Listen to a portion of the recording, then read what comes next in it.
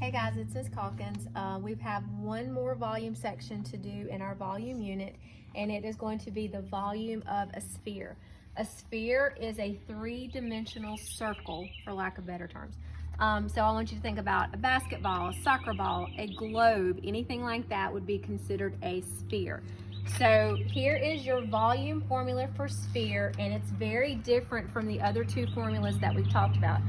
First of all, you have another fraction in this formula, which is 4/3. So to put 4/3 into a calculator, you can just do 4 divided by 3.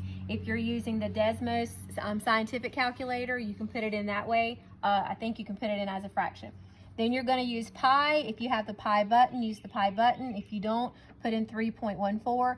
Now, this is important, and this is a common mistake that people make because our other two formulas had the radius squared. For the cylinder, it was pi r squared h. For the cone, it was 1/3 pi r squared h. This is 4/3 pi r cubed. Another thing that's different about this formula is there's no h variable, so there's no height. So you just do 4/3 times pi times the radius to the third power. So that would be the radius times itself 3 times.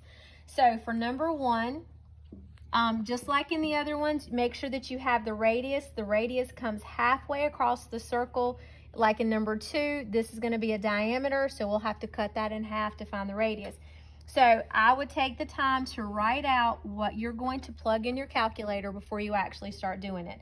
So I'm going to do 4/3. You can use the pi button or you can do 3.14. And we're going to do 6 to the third power.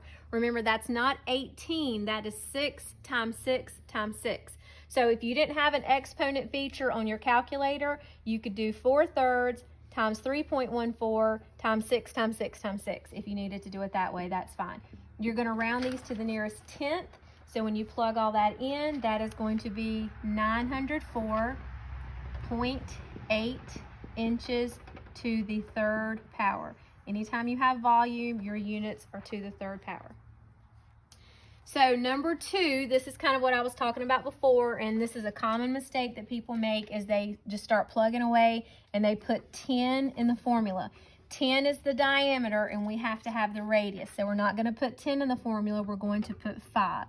So you're going to do 4/3 times 3.14 or the pi button times 5 to the third power. Remember, that's not going to be 15, that's going to be 125. So you can do 5 to the third power if you have that feature on your calculator, or you could do 5 times 5 times 5 on the end of that. So when you plug in 4/3 times pi times 5 to the third power, you will get 523.6, and that is inches to the third power. The last sphere that we have, number 3, we do have a radius of 4.5 centimeters. So I don't have to do anything to fix that. I can plug the 4.5 in just like I see it. So our formula is 4/3 times pi times 4.5 to the third power. When you plug all of that in, you are going to get a volume of this sphere of 381.5 centimeters to the third power, or we call that cubic centimeters. Okay, so it's pretty straightforward. It's just about using the formula, making sure you plug the numbers in, make sure that you are cubing the radius and not squaring it. Make sure you're using 4/3. Come into our Zoom sessions if you have any questions, and I will be happy to help you. So I hope you guys are doing well, and I miss you. Bye.